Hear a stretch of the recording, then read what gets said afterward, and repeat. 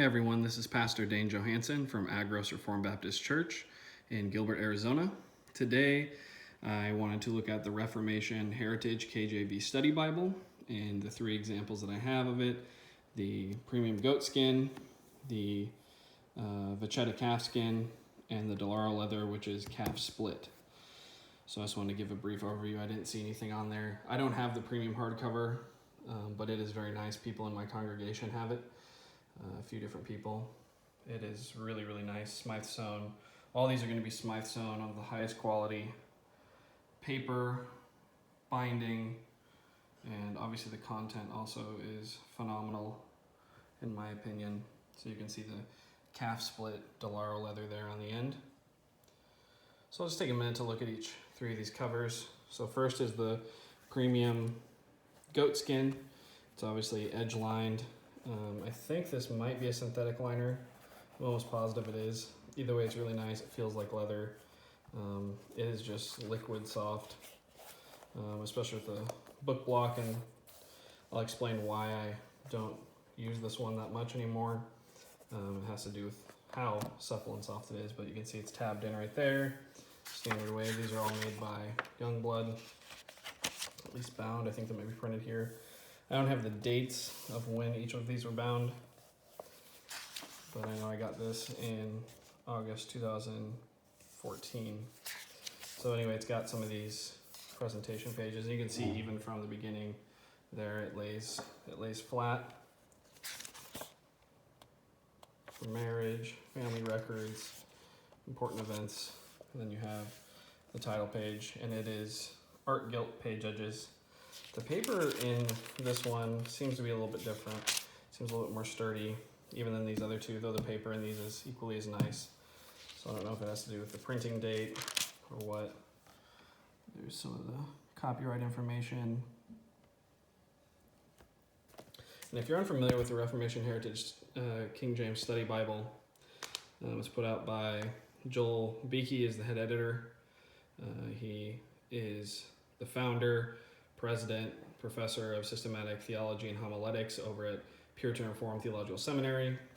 And so his goal with this, he explains in the introduction, was he saw a need for a King James study Bible from a Reformed perspective that was experiential in the King James. So he took upon himself to do this. So even if you don't use the King James as your primary Bible, I've always argued this, even back when I was an ESV and an NASB guy. I think every English-speaking Christian should read the King James at least once in their life, if nothing else, the New Testament. This is where all of our theological vocabulary was founded on, and it is it's an extremely important document to be familiar with. So even if it's not your main Bible, the notes are priceless. Let's get to the beginning of the book. The beginning of Psalms. So here's an introduction. Every book starts with an introduction that's conservative, reformed, very thorough introduction for each one. Some are obviously longer than others. And then it gets into the text itself. So it has the text beautifully typeset there. And it's always framed by these two lines, so you know where the text is. And then it'll have little headers. It has cross references, but it's not a reference Bible per se. But it definitely has a lot in the footnotes. And then after the commentary on every verse, or most verses, it has thoughts for personal family worship, which these are, suggestions for discussion, for prayer on your own, with your family or a small group. And those are invaluable, absolutely invaluable.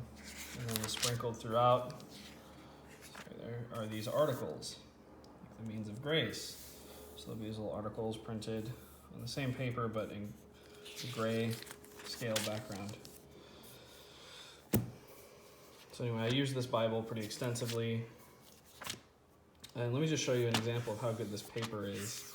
I was teaching through Hosea, and we were meeting at a coffee shop, and 2 weeks in a row it rained while we were not hard, but it was sprinkling while we were doing the Bible study through Hosea.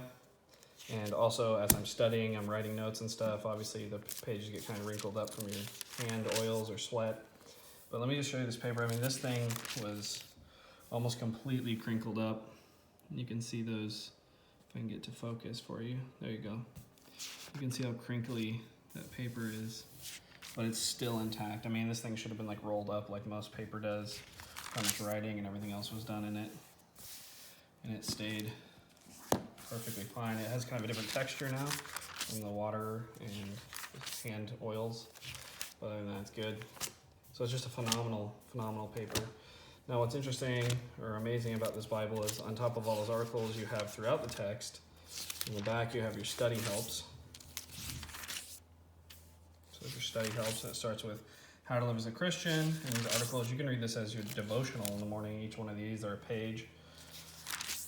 And these topics are just amazing, and they talk about how to apply it to your life, how to live these things out, let them be in your heart and not just your mind, which is really the point of Reformed theology. If you think it's just about doctrine, doctrine is nothing without living. And so these go on for quite a few pages. There's quite a few of these articles here. And after that, you get into 20 Centuries of Church History. Sinclair Ferguson put this together, so you have a page for each century. Just quick synopsis. It's really good. Then you have these creeds in the back with scripture references when provided. Apostles, Nicene, Athanasian, 3 forms of unity. So Belgic, Heidelberg, Canons of Dort. And then the Westminster Standards, the Confession, the shorter and larger catechisms. So you have all of this in here. So as a Reformed believer, even if you're a Reformed Baptist, those are phenomenal. Then they have the Robert Murray McShane reading plan. So you just have it right here with you. Table of weights and measures. And then even a concordance. And after the concordance, you have a few blank pages, maybe 15, 20, something like that. And then maps. And that's the end of it. But the reason I didn't, here's the spine. You can see the spine. So it's got a beautiful grain. I mean, this Bible is just amazing. And it has 2 ribbons. All of them come with 2 ribbons. You can replace those or add more at your discretion. The reason I stopped using this so much is it's a decent sized Bible. There's no two ways about it. It's a pretty big Bible, and it's just so floppy. I mean, you can fold this thing in half. And it was just getting a little bit unwieldy for me, bringing it out of the pulpit, going around to ministry and Bible studies. It was too floppy. So some people I know love a floppy goatskin, but this became too floppy for me, so this just stays at home now. And anyway, here, I'll give you the look at the Vachetta. They all come in this clamshell box, by the way, so you can bring them with you that way or store them on a shelf. Here is the Vachetta Calfskin edition. This is my wife's. And if you're familiar with the Cambridge brown calfskin that's like on the Clarion or the Cameo, this is the same thing. And I really like this shade of brown. It's absolutely gorgeous. So there's the spine on this. It's all just printed on there. It's a little bit, it's printed into the leather, so that'll help it last. But that's just a smooth calfskin. It's not edge lined, it's a paste down. Their corner work is decent. And it's not super flexible. My wife just uses this at home, so it doesn't get a whole lot of being beat up or anything. But again, it comes with brown ribbons. All the rest of them, to my knowledge, every single other edition comes with black. So, and these are a little bit shorter than the goatskin ones, if you can see that. And it does not have art gilding, just has the standard gilding. And this is the one I've been using because I retired the goatskin because of how floppy it was. So I've been using, this is their Dilara Leather, which if you're unfamiliar with Dilara, is Calfsplit. That's all it is Calfsplit with this fake grain printed on it. So Calfsplit, if you're unaware, is where they take the top part of the hide off to make calfskin stuff like this.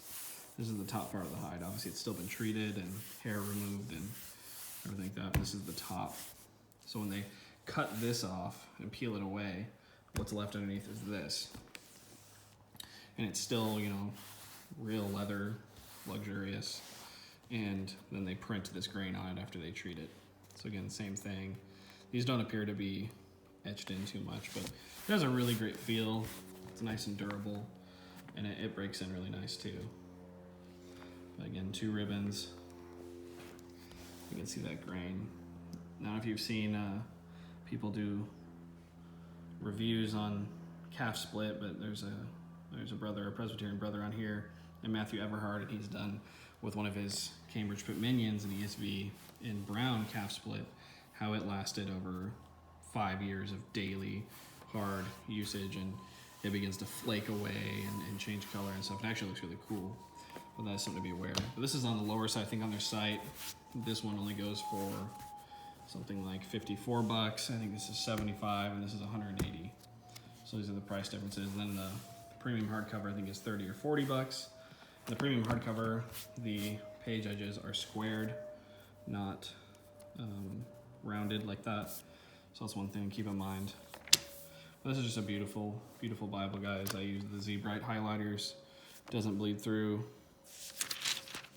Nice and bright. Holds ink well. Here's on this one.